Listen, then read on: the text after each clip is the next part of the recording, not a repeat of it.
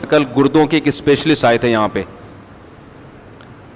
Indus hospital میں kidney کے surgeon ہیں, اسپیشلسٹ ہیں. تو میرے پاس جب کوئی ایسا بندہ آتا ہے تو میری عادت ہے کہ میں اس سے اس کے شعبے سے متعلق معلومات لیتا ہوں. تو میں نے ان سے کافی دیر بٹھایا, کافی دیر گپ شپ ہوئی. تو میں نے ان سے, انہوں نے اپنے مطلب کی چیزیں ہم سے پوچھی, ہم نے ان کے مطلب کی جو ان کو جو نالج ہے تو وہ میں آپ کے ساتھ بھی شیئر کر دیتا ہوں. فائدہ ہے نا, گردے تو اچھا ہی رہے تو اچھا ہی ہے نا. کیا خیال ہے بھائی؟ گردے تو سب کو اللہ نے دیے, کوئی دنیا میں گردے لیس آدمی تو آج تک میں نے دیکھا نہیں ہے.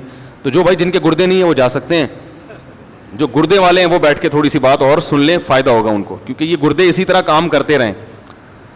تو انہوں نے, ڈاکٹر نے بتایا کہ گردے خراب ہونے کی ایک بڑی, نشہ تو ہے سگریٹ وگریٹ, کولڈ ڈرنک اور نشہ, یہ تو سب مانتے ہیں جانتے ہیں کہ کولڈ ڈرنک گردوں کا بیڑا غرق کرتی ہے, سگریٹ نقصان پہنچاتی ہے, نشے کی جتنی چیزیں گٹکے مٹکے. لیکن ایک بہت اہم چیز یہ بھی ہے کہ جو وائٹامنس کی گولیاں ہیں نا, آج کل ہر آدمی کچھ نہ کچھ کھا رہا ہے, دیسی چیزیں لوگوں نے چھوڑ دی. میں بھی حیدرآباد میں ایک حکیم صاحب سے میری ملاقات ہوئی کچھ دن پہلے, میرا حیدرآباد جانا ہوا. وہ حکیم صاحب میرے عقیدت مندوں میں سے تھے, میرے بیانات سنتے تھے. پہلے وہ مجھ سے کراچی ملنے آ بھی چکے ہیں. یہ میں دیسی چیزوں کے فضائل بیان کر رہا ہوں آپ کے سامنے, کہیں یہ نہ ہو کہ آپ مجھ سے حکیم صاحب کا نمبر مانیں, کوئی کسی کی پبلسٹی کے لیے نہیں بیٹھا میں یہاں پہ. تو میں نے جتنے حکیم دیکھے ہیں نا ماشاء اللہ, بڑی عمروں کے اور صحت مند دیکھے ہیں. کچھ ہے, کیا خیال ہے بھائی؟ کچھ مسئلہ ہے ٹھیک ہے نا. تو وہ بھی ایسے 71 سال کے, اور کوئی بیماری نہیں ان کو, 71 ایئرز اولڈ, کوئی نہ بلڈ پریشر, نہ بی پی, نہ دل کی کوئی بیماری.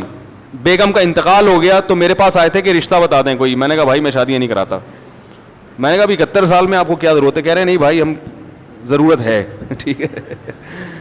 تو کوئی پیسہ اللہ نے بہت دیا تو کہہ رہے ہیں کوئی رشتہ بتا دیں, کوئی بیوہ ہو, طلاق یافتہ ہو, اللہ نے کا دیا مال بہت ہے, پیسہ بھی ہے, عزت بھی ہے. تو میں نے کہا بھائی میں تو وہ نمبر دے دیتا ہوں رفیع بھائی کا. تو وہ چونکہ بڑے حکیم تھے تو میں نے ان سے حکمت کے بارے میں کافی معلومات لینا شروع کی. ان کے پردادا نے ایک انگریز کا علاج کیا, انگریز کے دور حکومت میں, پردادا یا دادا. وہ انگریز بیمار تھا اور تمام ڈاکٹر اس انگریز کو جواب دے چکے تھے. ویسے تو یہ گورے حکیموں کو بالکل نہیں مانتے, ابے حکیم ایسے, ابے حکیم 2 نمبر, ابے ایسا ویسا ہی. لیکن مرتا کیا نہ کرتا, جب سب سے مایوس ہو گیا تو قبلہ حکیم کے پاس آ گیا, وہ انڈیا میں, ہندوستان میں. انہوں نے اس کا علاج کر دیا, ان کے دادا یا پردادا نے, وہ بندہ ٹھیک ہو گیا.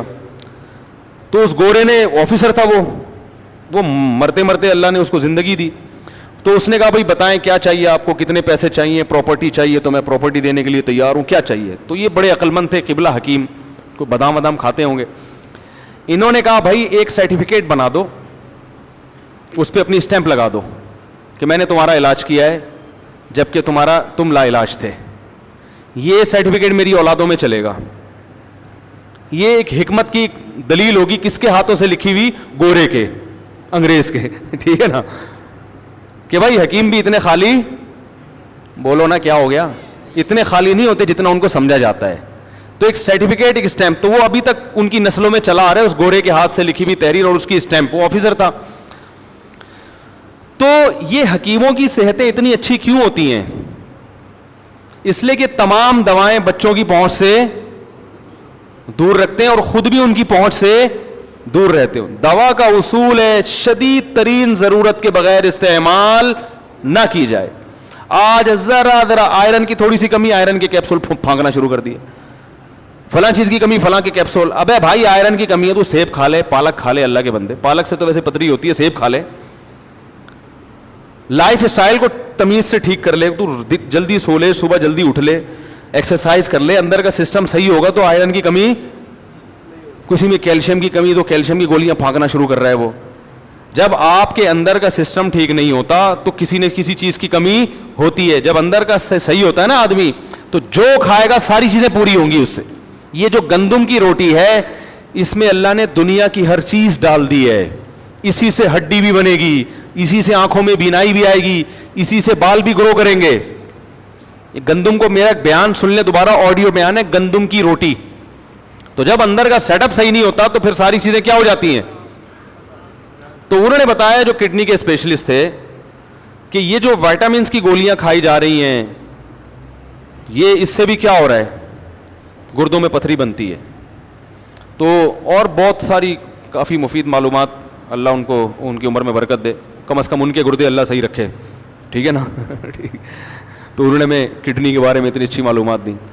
تو دواؤں, پیناڈول ہے, ذرا سی ٹینشن ہوئی, تھکاوٹ ہو رہی ہے, 2 گولیاں پیناڈول پھانک کے, ابے بھائی تجھے تھکاوٹ ہو رہی ہے, سو جا, تو آرام کر لے, تھوڑا گرم پانی سے نہا لے, کیا خیال ہے, تھوڑے پٹھے وٹھے کیا ہو جائیں گے, کھل جائیں گے, مالش کر لے, ٹھیک ہے. تو یہ چیزیں ہوا کرتی تھی. میں نے بڑے بڑے حکیم دیکھے ہیں, بوڑھے ایسی فٹنس. ہمارے محلے میں ایک حکیم, ہاں یہ مطلب نہیں ہے کہ ہر حکیم اس قابل ہے کہ علاج کرائیں, ان میں بڑے بڑے فراڈی بھی پڑے ہوئے ہیں بھائی. اسٹرائڈ کھلا رہے ہوتے ہیں مریضوں کو نا, دواؤں میں ڈال کے وہ ایک دم فٹ فاٹ ہو جاتا ہے. تو اس میں بہت فراڈ بھی بہت ہے, لیکن اس کا یہ مطلب نہیں ہے کہ جو حکمت کا طریقہ علاج ہے وہ طریقہ علاج ہی غلط ہے. بہت ساری چیزیں آج بھی, اور آپ کو ایک بات بتاؤں, حکیموں کے جو نسخے ہیں, کئی نسخے ایسے 1000 سال سے چلے آ رہے ہیں, اب تک کوئی سائڈ افیکٹ ان کا سامنے نہیں آئے. جوارش جالینوس 1000 سال پرانی ہے, حکیم جالینوس نے ایجاد کی تھی, یہ 1000 سال سے چلی آ رہی ہے.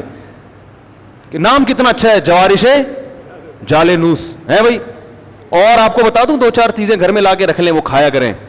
اور کیا کھائیں آپ, خمیرہ گاؤ زبان, یہ صبح ناشتے کے بعد 1 چمچہ کھا لیا کریں. دماغ کی سیٹنگ انشاءاللہ کبھی بھی آؤٹ, بولو بھائی, نہیں ہوگی. بنفشہ شہتوت رکھ لیں, کھانسی وانسی ذرا سی ہو, گرم پانی میں بنفشہ شہتوت ڈال کے. اور کالی مرچ کے تمہارے پورا اس پر بیان ہے, پھوڑے پھنسی ہو رہے ہیں, کالی مرچ اچھی طرح چبا کے نا نگل لیا کریں, یہ سب فٹ فاٹ ہو جائیں گے انشاءاللہ. تو بہت سارے, ہمارا جو کچن ہے اللہ نے اس کے اندر اتنا کچھ رکھا ہوا ہے کہ ہمیں دوا کی طرف جانے کی چندہ ضرورت نہیں ہے. ڈاکٹر کے پاس یا دوا کے پاس اس وقت جائیں جب بہت شدید مجبوری, اور بیچارہ ڈاکٹر بھی مجبور ہے دوائیں لکھ کے دینے پر.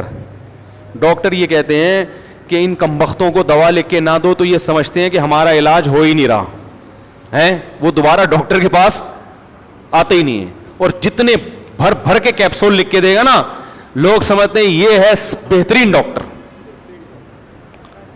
سمجھ رہے ہو؟ تو ڈاکٹر بھی کیا ہے, بولو نا. میں ایک ڈاکٹر کے پاس گیا, میری بچی کے وہ ایسے پتہ نہیں وہ پورے پھوڑے پھنسی کیا پورا عجیب سا ہو گیا تھا اس کا, گرمیوں میں نا اسکن خراب ہو گئی, چھوٹی بچی تھی. میں ڈاکٹر کے پاس گیا, ڈاکٹر صاحب نے کہا یار یہ جو گرمیاں ختم ہوں گی خود ہی ٹھیک ہو جائے گا. یہ ایک کریم لکھ کے دی بس, اس سے زیادہ کچھ کھلانے کی ضرورت نہیں, یہ ایک ٹائم پورا کر کے بیماری ختم. اب ایسے ڈاکٹر کے پاس لوگ جاتے ہیں, بولیں گے نہیں یار بچی کی اسکن کا مسئلہ, اور مجھے ایسے ہی بول دیا کہ یہ کریم لگاؤ اور بس جاؤ ٹھیک ہو جائے گا, اور وہ ٹھیک ہو بھی گئی.